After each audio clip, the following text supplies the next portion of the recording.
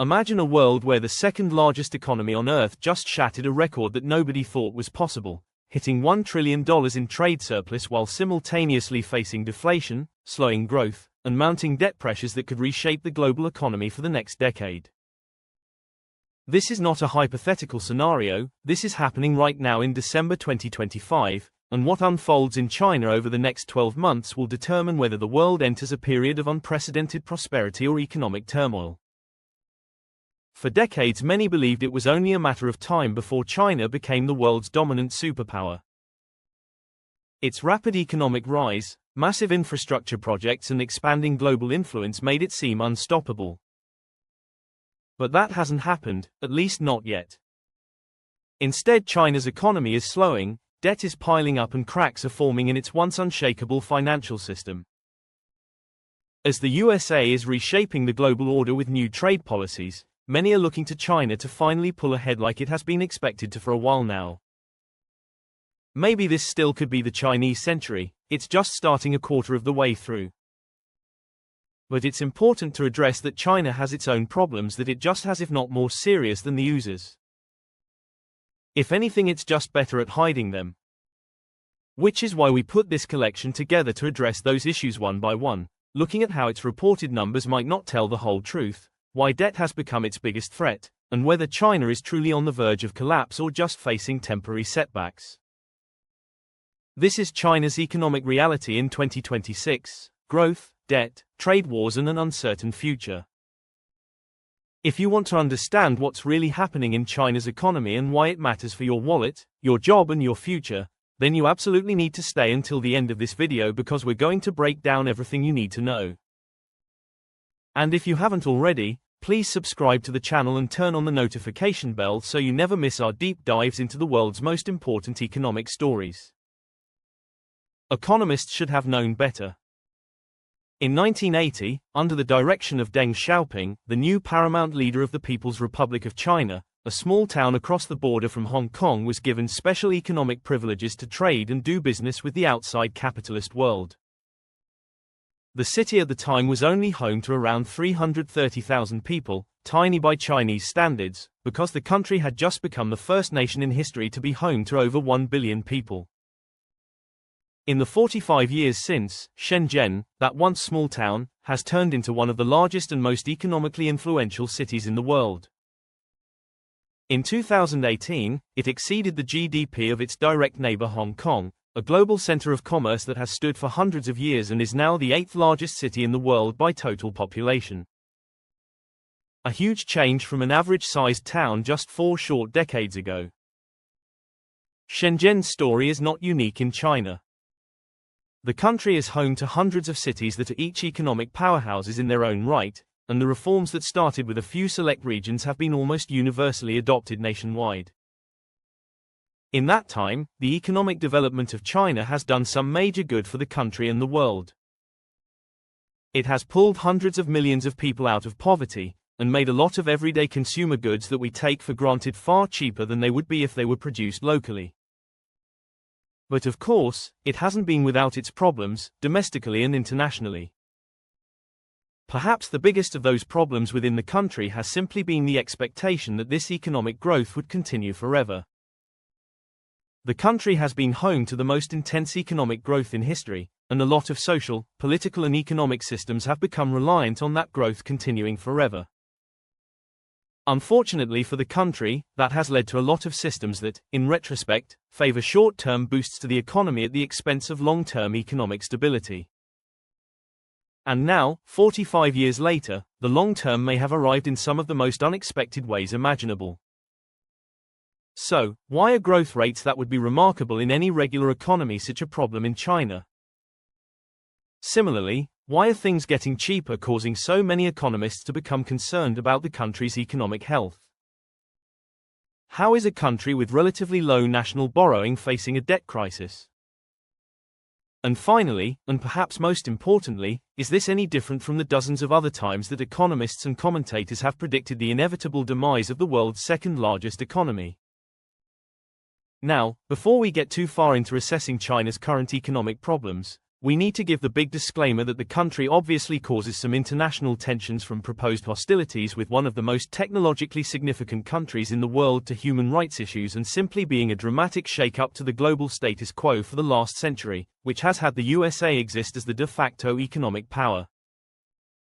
For these reasons, and others, it's perhaps understandable that people are eager to hear news about some kind of impending collapse in a country that is now the second most dominant economy in the world. But, just because people might want something to be true doesn't mean that it is, and it was just over a year ago that we had to make an entire video discussing why China wasn't going to collapse yet. But, since then, a few things have changed dramatically. The country has more or less completely reopened from the longest and most severe lockdowns in the world as a response to the global pandemic.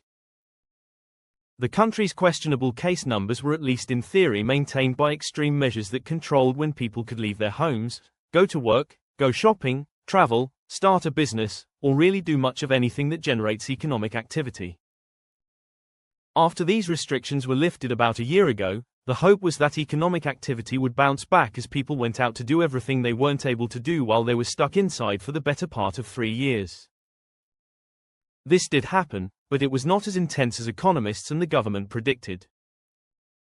The country went from posting close to double-digit annual growth rates from before the pandemic to around 5% today.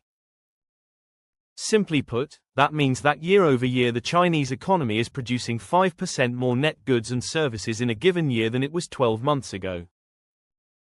A lot of media outlets and even some economists have pointed to this as a sign that the end is nigh for China, but they mostly fail to explain why.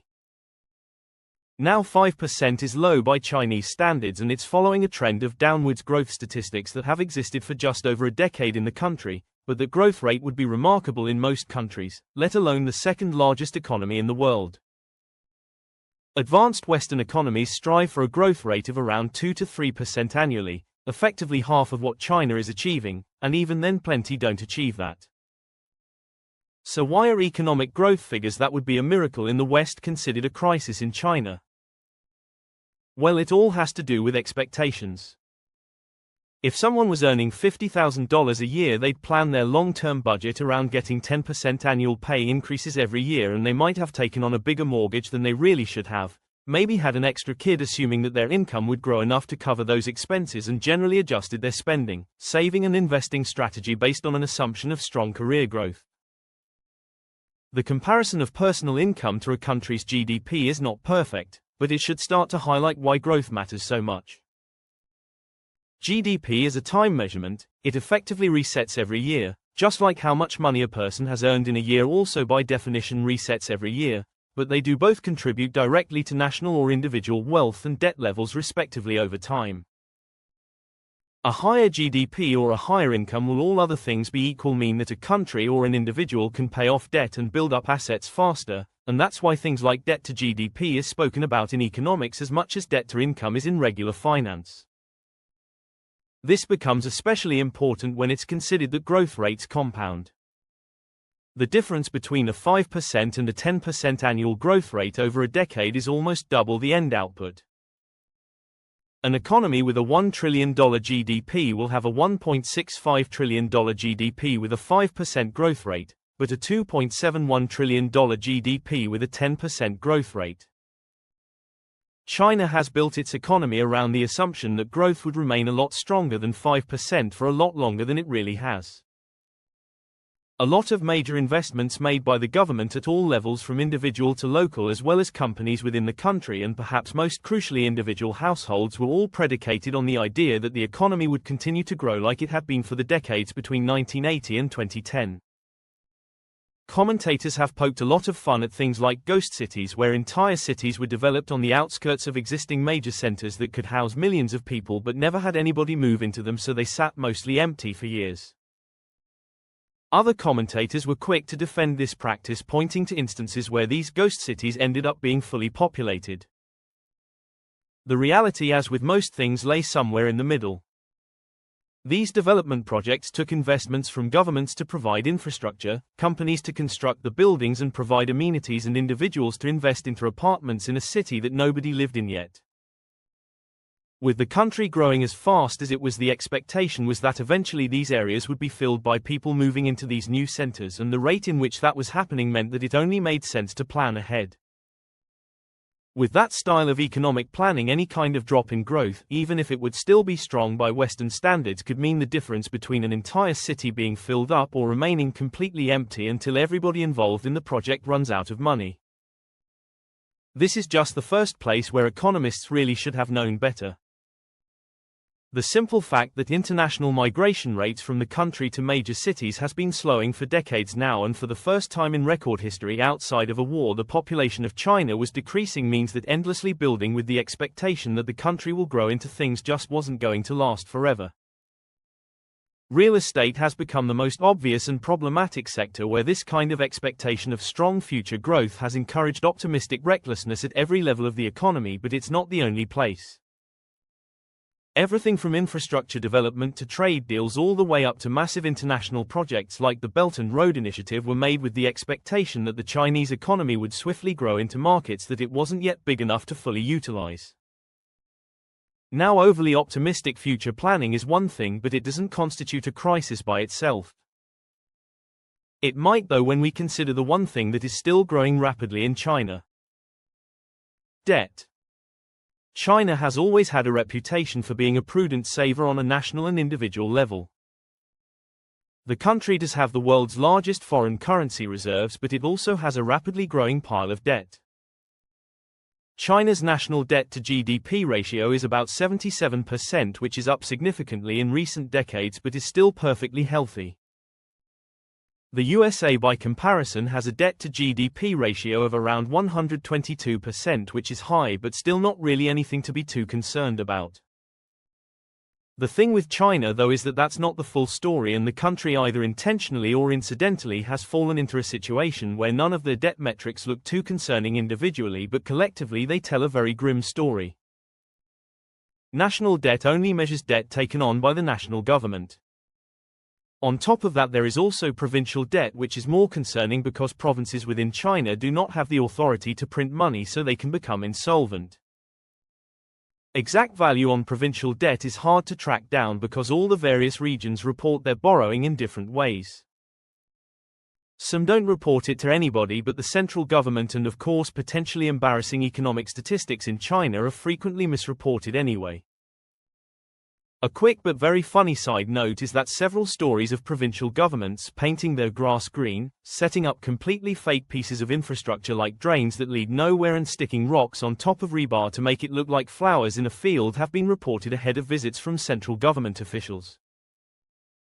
Of course, these are individual reports, but if they're willing to go to that much effort and do that much damage just to keep face when high-level government officials come to town, it's not outside the realm of possibility that they would also massage financial figures.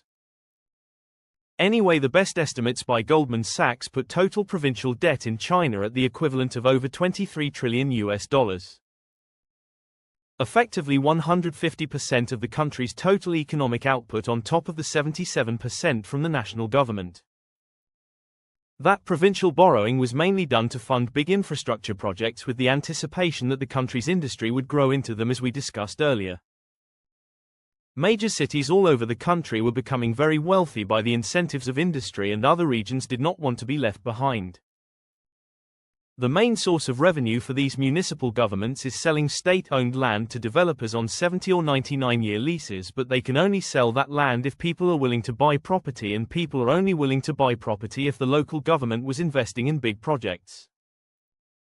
Combined provincial and national government debt, if the estimates are correct, would be over 200% of the country's GDP, which is where alarm bells do start ringing in even the most resilient economies. Now, to be fair, the individual states within the United States that we were using as a point of comparison do also have their own debts, and collectively they add up to $3.3 trillion in total borrowing, so still a significant amount, but a tiny fraction of provincial government borrowing in China, which is still overall a smaller economy in nominal terms, but a debt problem doesn't stop there, unfortunately, far from it. A lot of borrowing to fund government initiatives in China is not done by the government directly, but instead through a series of thousands of state-owned companies. Large state-owned companies have been the primary driving forces behind major projects with less than amazing outcomes both within the country and internationally. The Belt and Road Initiative in particular, which was China's grand plan to fund infrastructure development in emerging economies to build out trade partnerships and spread their influence, was mostly funded and built out by state-owned companies like the China Construction Bank, China National Petroleum Corporation and the China State Construction Engineering Corporation. The Belt and Road Initiative has not been a resounding success. Many of the countries that China invested in have found themselves unable to pay back their debts and have had to hand over strategic assets to China or renegotiate the terms of their loans. This has created a lot of international resentment and has made it harder for China to expand its influence through this mechanism. But the debt from these initiatives is still on the books of these state-owned companies, and if the Chinese economy continues to slow, these companies may struggle to service their debts. The state-owned companies also have a lot of other debts from domestic projects that have not generated the returns that were expected. The total debt of state-owned companies in China is estimated to be around $35 trillion, effectively 230% of the country's GDP. So when you add up national debt, provincial debt and state-owned company debt, you get a total of around $580 trillion, or roughly 3,800% of the country's GDP. Now that number is so large that it's almost meaningless, but the point is that China has a lot of debt, and a lot of that debt is held by entities that cannot print money. If the Chinese economy continues to slow and these entities start to default on their debts, then the Chinese government will face a choice. They can either bail out these entities, which would require massive amounts of government spending and would further increase the national debt, or they can allow the defaults to happen, which would create a financial crisis. Neither option is particularly appealing. Now you might be wondering how China has managed to accumulate so much debt without already having a financial crisis. The answer is that the Chinese government has a lot of control over the financial system. The government owns most of the banks and can force them to keep lending to state-owned companies even if those loans are not profitable. The government also controls the currency and can print money if it needs to. But this control comes at a cost. It means that the Chinese financial system is not very efficient and a lot of capital is being misallocated. It also means that there is a lot of hidden debt in the system that is not being properly accounted for. And it means that when the Chinese economy does slow down, the problems will be much larger than they would be in a market economy.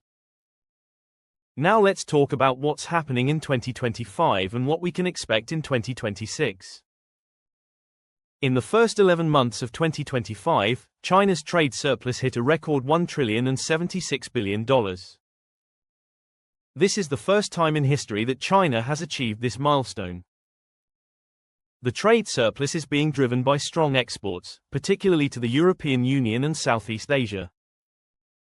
Exports to the EU rose by 14.8% in November 2025 compared to 0.9% in October. Exports to ASEAN rose by over 8% in November. However, exports to the United States have been declining sharply. Exports to the US fell by 28.6% in November 2025, marking the 8th consecutive month of double-digit declines. This is due to the ongoing trade war between the US and China and the high tariffs that the Trump administration has imposed on Chinese goods. The tariffs on Chinese goods remain at around 47.5% according to the Peterson Institute for International Economics. Chinese tariffs on US goods are around 32%. Despite the trade war, China's overall exports grew by 5.4% in the first 11 months of 2025 compared to the same period in 2024. This is because China has been able to redirect its exports to other markets, particularly the EU and Southeast Asia. However, there are concerns that some of these exports to Southeast Asia are being transshipped to the United States to avoid tariffs. For example, US imports from Indonesia rose by nearly 33% in the first 8 months of 2025 compared to the same period in 2024. Experts believe that much of this increase is due to Chinese goods being redirected via Indonesia. Now let's talk about what we can expect in 2026. The Chinese government has set a growth target of around 5% for 2026, the same as 2025. This target will be officially announced at the annual parliament meeting in March 2026. Most government advisors and economists believe that a 5% growth target is achievable, but it will require continued fiscal and monetary support. The government is expected to maintain a budget deficit of around 4% of GDP or slightly higher. The central bank is expected to cut interest rates as early as January 2026. The government is also expected to introduce new measures to support the property market and to stimulate consumer spending. However, there are several risks to the outlook for 2026. First, the trade war with the United States could escalate if the truce that was agreed in South Korea in October 2025 breaks down. Second, the property market could continue to deteriorate if the government's support measures are not effective. Third, consumer spending could remain weak if households continue to prefer saving over consumption. Fourth, deflation could persist if the supply-demand imbalance in the economy is not resolved. According to Morgan Stanley, China's economy may not exit deflation until 2027, with the GDP deflator expected to decline 0.7% in 2026 before rising 0.2% in 2027. This would end 4 years of deflation. Despite these risks, the Chinese government is committed to achieving its 5% growth target in 2026. The government believes that this is necessary to maintain social stability and to prevent unemployment from rising. The government also believes that a 5% growth rate is necessary to achieve its long-term goal of doubling per capita GDP to $20,000 by 2035, which would mark China's shift to a moderately developed country. To achieve this goal, the government is planning to implement structural reforms to rebalance the economy away from investment and exports and towards consumption. Household consumption currently accounts for about 40% of GDP in China, far below the 70 to 80% in developed Western economies. The government wants to increase this to around 45% over the next 5 years. To achieve this goal, the government will need to strengthen social welfare programs, ease the internal passport system that restricts rural-urban migration, and implement tax reforms to redistribute income from businesses to households. These are long-term structural reforms that will take time to implement and will face resistance from local governments and state-owned companies that benefit from the current system. In the short term, the government is relying on fiscal and monetary stimulus to maintain growth. But this approach is becoming increasingly difficult as the government's debt levels rise and the effectiveness of stimulus measures diminishes. Moreover, the government's ability to stimulate the economy is constrained by its desire to maintain control over the financial system and to prevent capital outflows. Now let's talk about the implications of China's economic slowdown for the rest of the world. China is the world's second largest economy and the world's largest exporter. A significant slowdown in China's economy would have major implications for the global economy. First, it would reduce demand for imports from other countries, particularly raw materials and energy. This would put downward pressure on commodity prices and would hurt countries that depend on commodity exports, such as Australia, Brazil, and the Middle East. Second, it would reduce China's demand for imports of manufactured goods and services from other countries. This would hurt countries that depend on exports to China, such as South Korea, Vietnam, and Germany. Third, it would reduce China's ability to invest abroad through the Belt and Road Initiative and other mechanisms. This would hurt countries that depend on Chinese investment, particularly in Africa and Southeast Asia. Fourth, it would increase China's reliance on exports to maintain growth, which would put pressure on other countries' trade balances and could lead to increased protectionism. Fifth, it could lead to financial instability if China's debt problems become more acute and if there are defaults by state-owned companies or local governments. This could have spillover effects on the global financial system, particularly if Chinese banks have large exposures to these entities. Now let's talk about what this all means for you. If you live in a country that depends on exports to China or on Chinese investment, then a slowdown in China's economy could have negative implications for your job and your income. If you work in a sector that depends on imports from China, such as retail or manufacturing, then a slowdown in China's economy could lead to higher prices and reduced availability of goods. If you invest in the stock market, then a slowdown in China's economy could lead to lower stock prices, particularly for companies that have significant exposure to China. If you are a consumer, then a slowdown in China's economy could lead to higher prices for goods that are manufactured in China, which is most consumer goods. So in summary, China's economy is facing significant challenges in 2026. Growth is slowing, debt is rising, deflation is persistent, and the trade war with the United States is ongoing.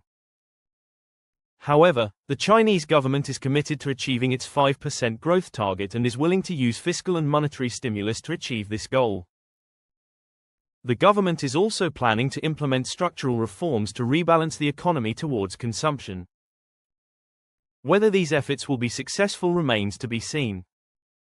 But one thing is clear: China's economic performance in 2026 will have major implications for the global economy and for your personal finances. So it's important to stay informed about what's happening in China and to understand the implications for your own situation. If you found this video helpful, please like and subscribe to the channel and turn on the notification bell so you never miss our latest videos on the world's most important economic stories. Thank you for watching, and we'll see you in the next one.